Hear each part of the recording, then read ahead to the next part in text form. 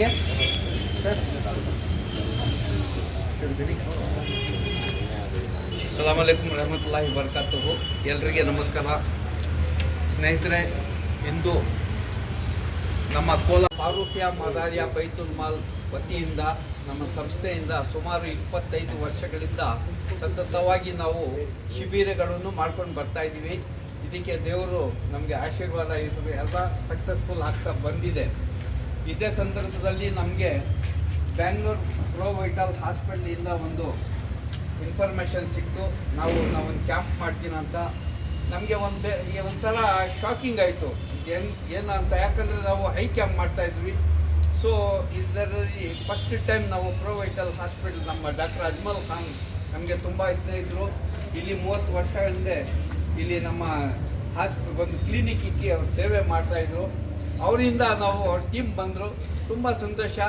ಈ ಕಾರ್ಯಕ್ರಮಕ್ಕೆ ಮಾಡೋದಕ್ಕೆ ಫಸ್ಟು ನಾವು ನಮ್ಮ ಡಾಕ್ಟರ್ ಶ್ರೀನಾಥ್ ಸಾಬ್ರು ಅದರ ಒಂದು TH ಸಾಬ್ರು ಹತ್ರ ಒಂದು ಲೆಟರ್ ಕೊಡಿ ಅಂದರು.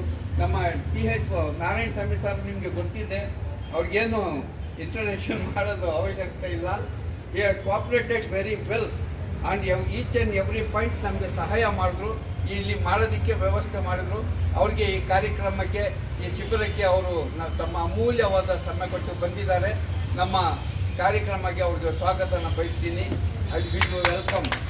ಸೊ ಇದೇ ಸಂದರ್ಭ, ಯಾಕಂದರೆ ಹಾಗೂ ಮುಂಭಾಗದಲ್ಲಿ ಆಸನವಿರುವ ಈ ಭಾಗದ ಹಿರಿಯರೇ ಹಾಗೂ ಈ ಶಿಬಿರಕ್ಕೆ ಆಗಮಿಸಿರುವ ಫಲಾನುಭವಿಗಳೇ, ಸೊ ಈ ಒಂದು ದರ್ಗಾ ಮೊಹಲ್ಲಾ ಪ್ರಾಥಮಿಕ ಆರೋಗ್ಯ ಕೇಂದ್ರ ಏನಿತ್ತು, ಈಗ ಸಮುದಾಯ ಆರೋಗ್ಯ ಕೇಂದ್ರ ಆಗಿ ಮೇಲ್ದರ್ಜೆಗೇರಿ ಈಗ ಕರ್ತವ್ಯ ನಿರ್ವಹಿಸ್ತಾ ಇದೆ. ಸೊ ಈ ಒಂದು ಸಂಸ್ಥೆ ಏನಿದೆ, ಸೊ ಇದು ಚಿಕ್ಕದಾಗಿ ಒಂದು ಸ್ಮಾಲ್ ಯೂನಿಟ್ ಆಗಿ ಕಾರ್ಯನಿರ್ವಹಿಸ್ತಾ ಇತ್ತು. ಆ ಸಂದರ್ಭದಲ್ಲಿ ನಾನು ಈಗ ವೈದ್ಯಾಧಿಕಾರಿಯಾಗಿ ಬಂದಿದ್ದೆ. ನಂತರ PHC ಆಗಾಯಿತು. ನಂತರ 24/7 ಹೆರಿಗೆ ಕೇಂದ್ರವಾಗಿ ಪರಿವರ್ತನೆ ಆಯಿತು. ಈಗ CHC ಆಗಿ ಬೆಳೀತಾ ಇದೆ. ಈಗ ಈ ಭಾಗದ ಜನರಿಗೆ ಸ್ವಲ್ಪ ಸಂಸ್ಥೆ ಇದೆ. ಸೊ ಇಲ್ಲಿ 13 ವರ್ಷ ಈ ಭಾಗದ ಜನರಿಗೆ ನಾನು ಸೇವೆ ನೀಡಿದ್ದೀನಿ ಅನ್ನೋ ಒಂದು ನೆನಪು ನನಗಿದೆ. ಯಾಕಂದರೆ ನಾನು